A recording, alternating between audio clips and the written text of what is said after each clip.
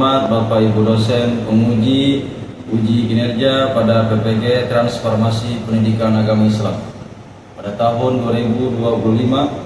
Perkenalkan, nama saya Niki Alamsyah, mahasiswa PPG PAI Batch 3 tahun 2025 di LPTK UIN Syarif Hidayatullah. Pada hari ini, Senin 13 Oktober 2025, saya akan melaksanakan uji kinerja di Sekolah SMKN 56 Jakarta pada kelas 10 semester 1. Sekian dari saya, selamat menyaksikan. Assalamualaikum warahmatullahi wabarakatuh. Baik anak-anak, Assalamualaikum warahmatullahi wabarakatuh. Waalaikumsalam warahmatullahi wabarakatuh. Sehat semuanya? Sebelum materi Bapak bahas, alangkah baiknya kita berdoa terlebih dahulu. Baik, bacaannya masing-masing. Silakan ketua kelas dibikin doanya. Baik teman-teman, sebelum kita mulai pembelajaran, alangkah baiknya kita berdoa dulu. Berdoa dimulai.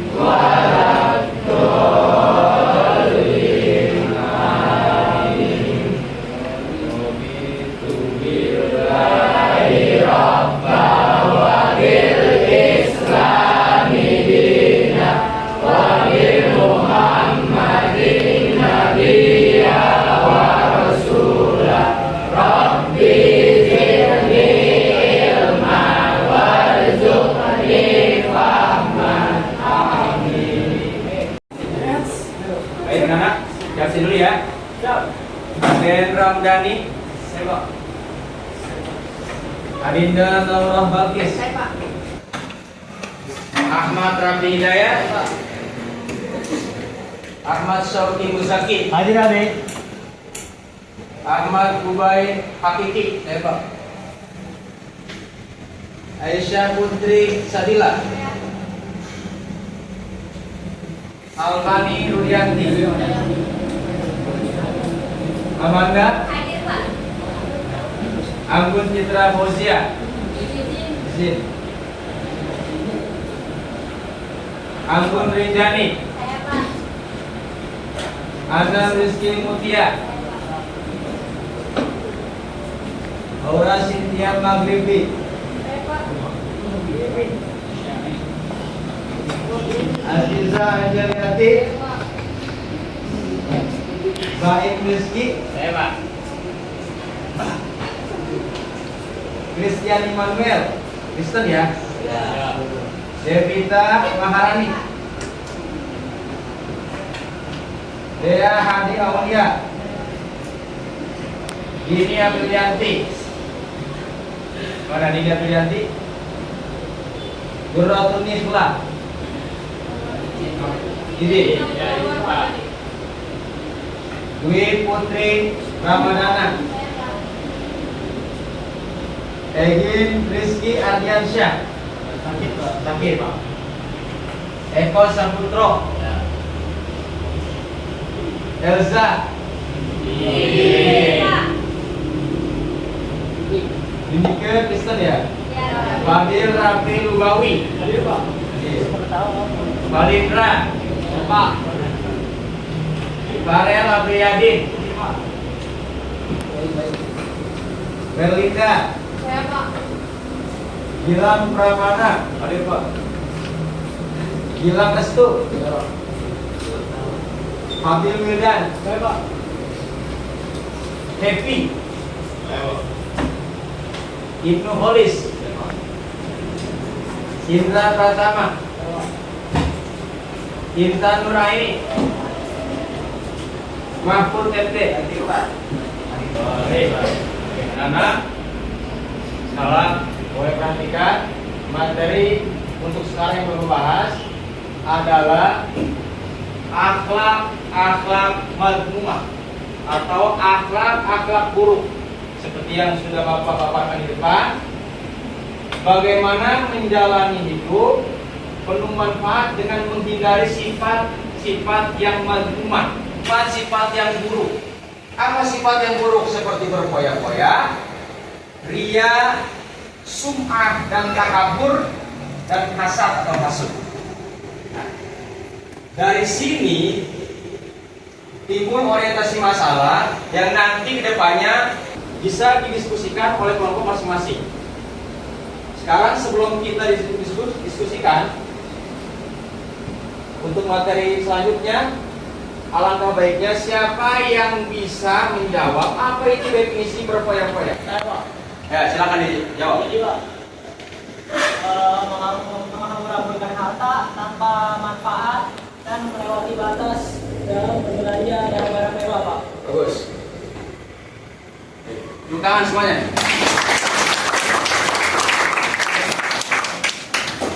Sifat berfoya-foya dan dampak itu apa?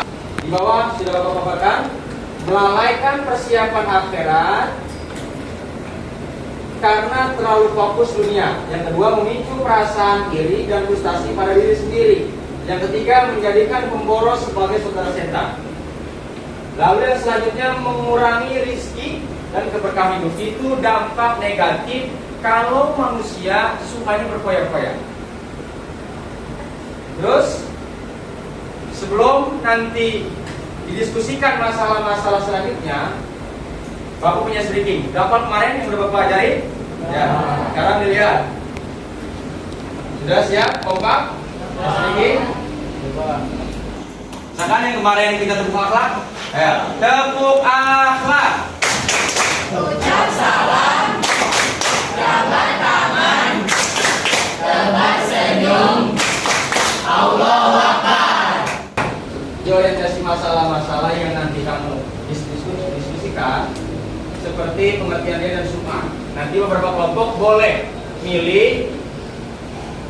Kelompok satu misalkan sum'ah, kelompok dua misalnya bagaimana cara mengaplikasikan atau menghindari sifat takabur. Kelompok 4 misalnya boleh menggali pengertian apa itu sum'ah. Silakan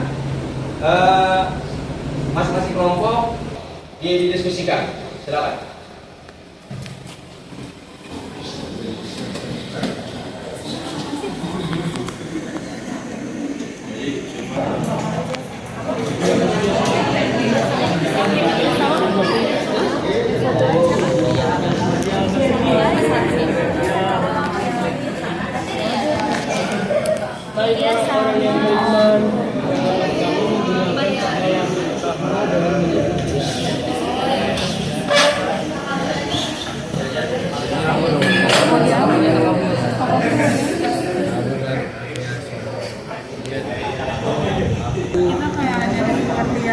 Bukan yang ini. Yang ini nggak sih? Yang ini? Iya. Ini nih.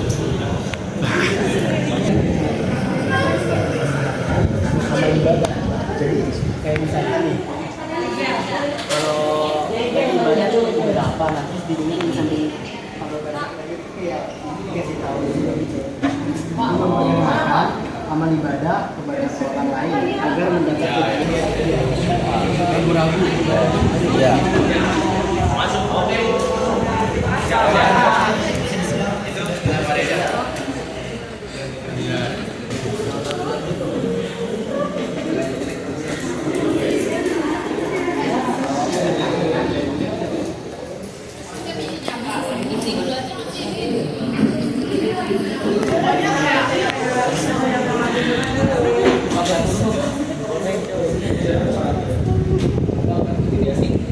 selesai? Diskusinya? Sudah. Setelah selesai diskusinya, Bapak pilih sebagai perwakilan kelompok masing-masing untuk sebagai analisa atau mengembangkan menyajikan hasil karya yang telah sudah didiskusikan. Boleh, kamu maju. Oke, Pak. Ya.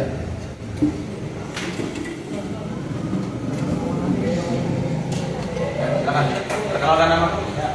Pertama-tama, Assalamualaikum warahmatullahi wabarakatuh.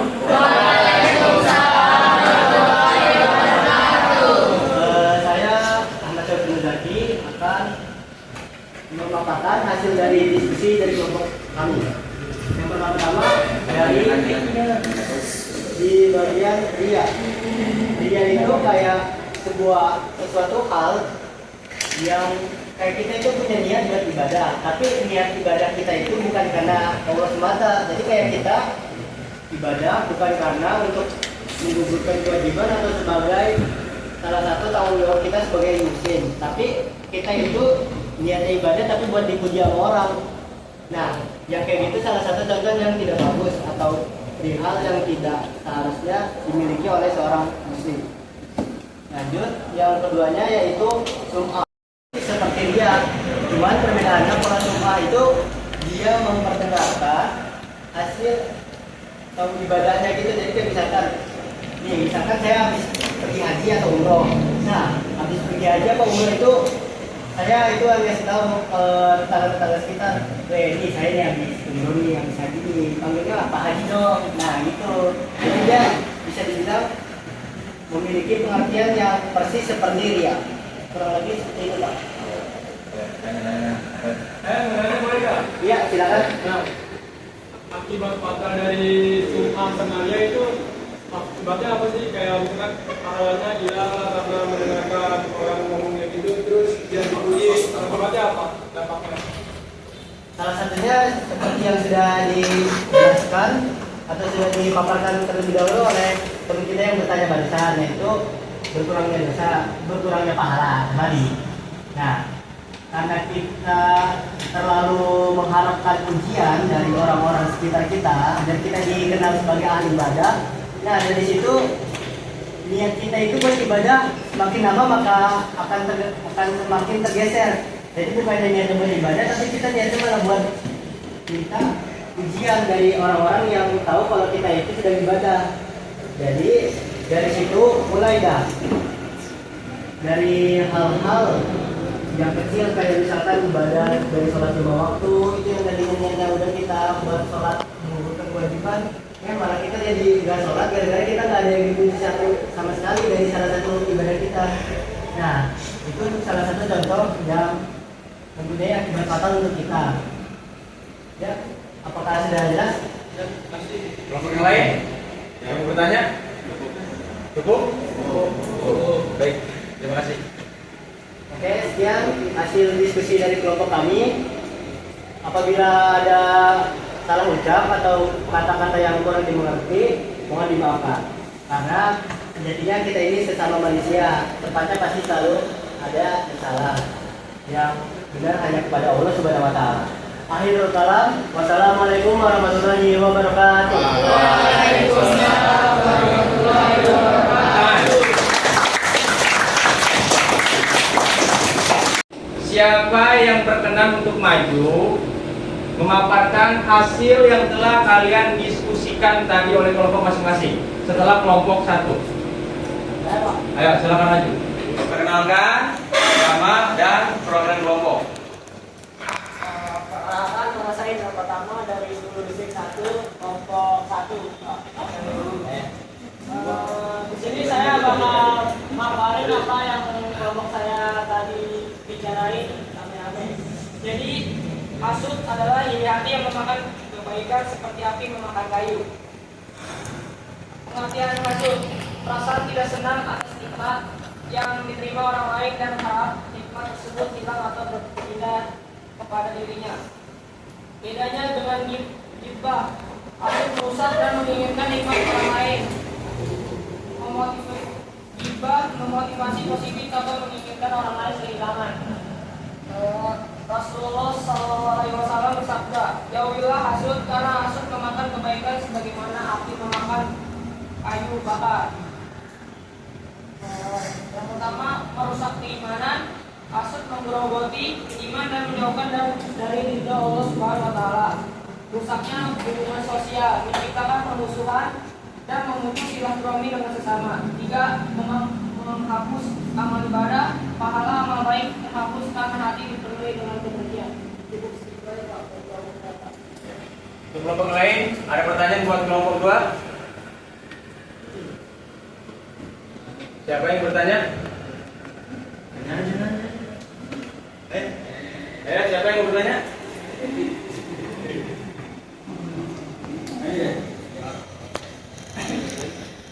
Ya, siapa yang bertanya? Ayo, nomor di korok, biar panik berarti.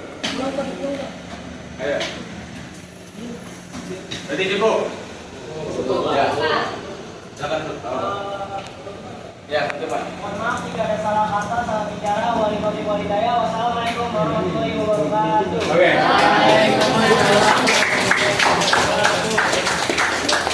Ini kalau kelompok 3. Silakan. Perkenalkan nama dan perwakilan kelompok 3. Assalamualaikum warahmatullahi wabarakatuh. Perkenalkan, saya Fadil Abdul Bawi dari kelompok 3, yaitu tentang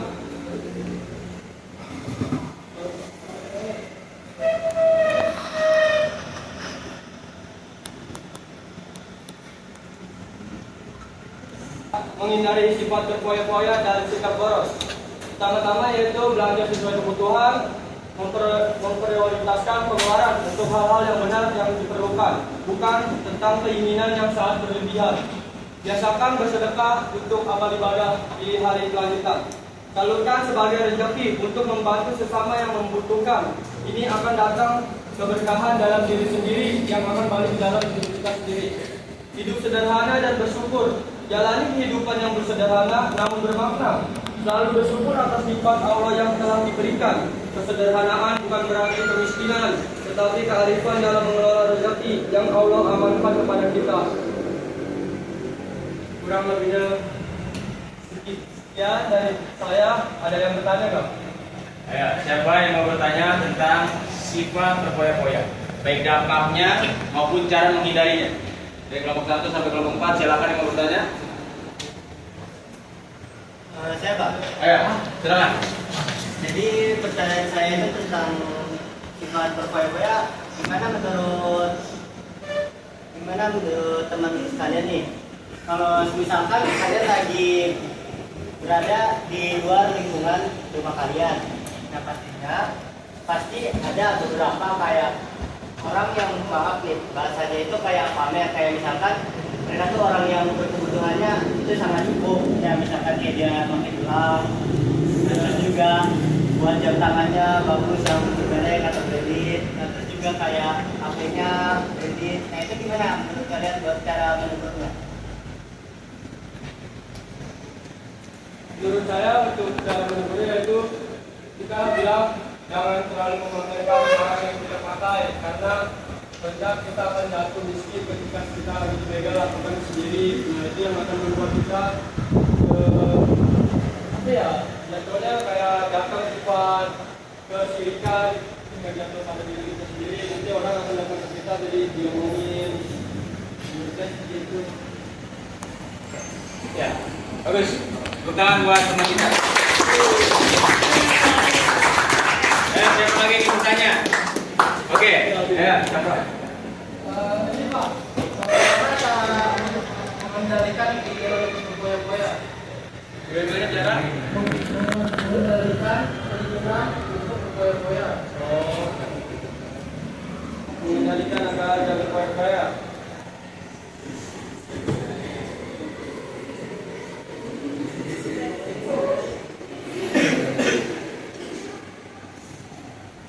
Kita membuat aturan ya, yang buat diri kita sendiri, yaitu membedakan kebutuhan dan keinginan yang kita perlukan, seperti anggaran menghindari pengaruh lingkungan yang kayak misalkan lingkungan kita nih kayak kita mahal-mahal lah, kayak makanya seperti gitu. Nah, kita makanya yang seperti kebutuhan kita aja biar bisa ditabung untuk depannya, kayak modal nikah, modal pekerjaan.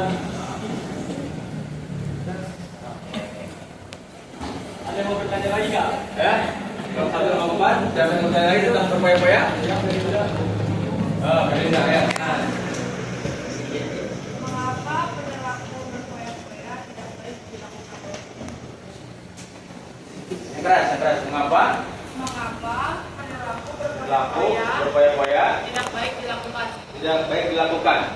Karena menurut saya itu sifat berpoya-poya menyebabkan timbulnya masalah finansial seperti terlilit utang, yang seperti di Indonesia itu banyak yang pinjol, begitu nanti jatuhnya pinjam nggak bisa bayar, kan bingung tuh, menciptakan siklus konsumsi dan boros, Berpoya-poya. serta dapat menimbulkan sifat yang negatif seperti iri, dengki, dan pamer,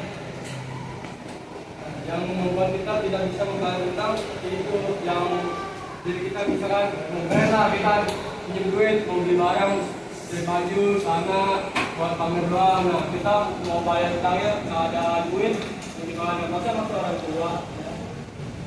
Ya, ada yang mau nanya lagi nggak? Siapa lagi? Cukup. Cukup. Oke, tepuk tangan buat teman kita.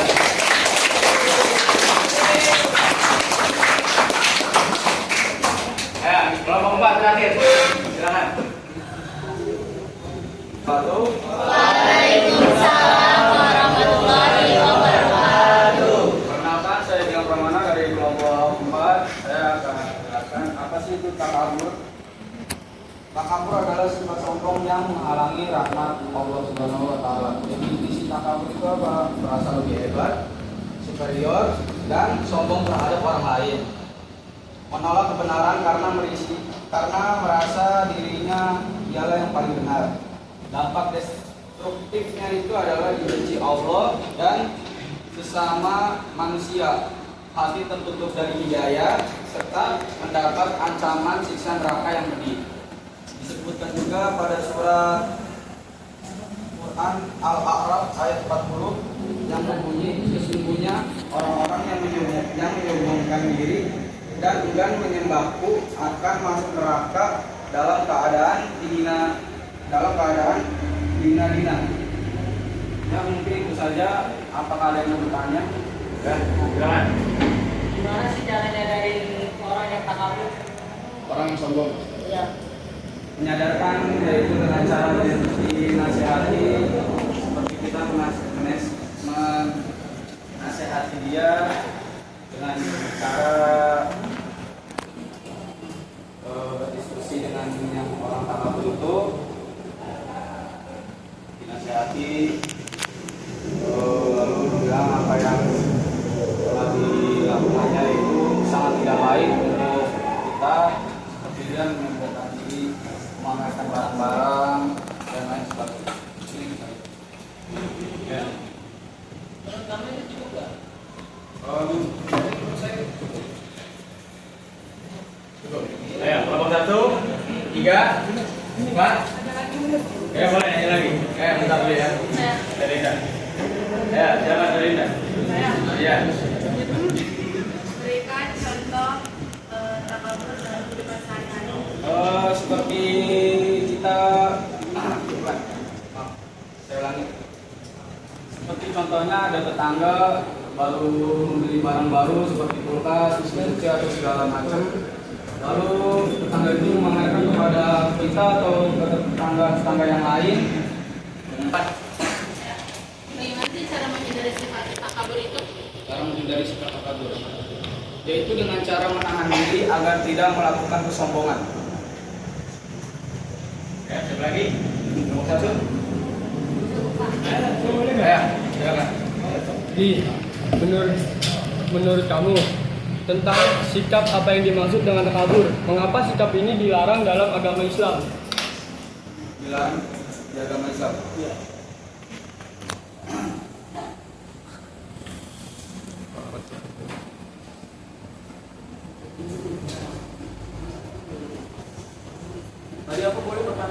Nih, menurut Bang Gilang, dengan sikap apa ya teh? Dengan takabur, sikap apa yang dimaksud dengan takabur dan mengapa sikap ini dilarang dalam agama Islam? Dilarang karena kita terlalu menyombongkan diri dan juga seperti yang kita tahu derajat kita itu tidak sebanding dengan Tuhan kita yaitu Allah Subhanahu wa taala. Maka dari itu kita tidak boleh mempunyai sifat takabur itu sendiri. Cukup? Terima kasih. Oke. Ya, doa untuk teman kita semua.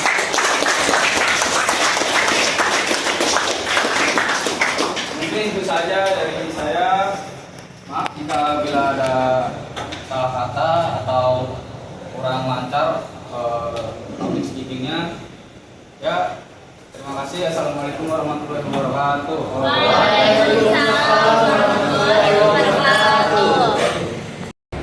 Untuk menganalisis dan mengevaluasi proses pemecahan masalah atau terakhir itu refleksi akhir dari pertama sampai akhir yang tadi kalian diskusikan, itu semua penyakit-penyakit hati yang batiniah, yang sifatnya tidak terlihat secara nampak oleh kasat mata. Maka yang bisa merasakan itu orang yang pernah ria. Contoh, kenapa kamu bisa menyebut dia ria? Karena kamu pernah ria. Mengatakan itu sombong, karena sejati manusia itu pernah melakukan kesalahan, itu sombong.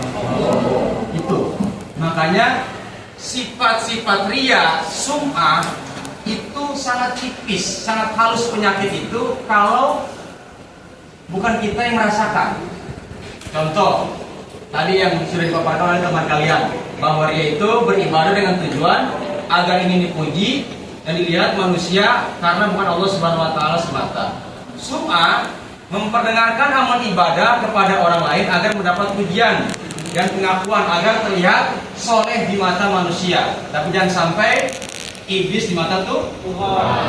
Nah, yang bisa dapat ditarik kesimpulan materi Bapak adalah bagaimana cara anak-anak mengaplikasikan di dalam kehidupan masing-masing nanti di rumah atau di lingkungan sekolah, cara menghindari akhlak mazmumah, akhlak yang tercela seperti yang tadi berpoya-poya, ria, sum'ah, takabur, dan hasud. Paham? Paham. Dapat dipahami? Dapat dipahami? Paham itu? Pahimna. Cukup pembelajaran hari ini, mudah-mudahan bermanfaat untuk kita semua, khususnya untuk diri Bapak, untuk kita semua.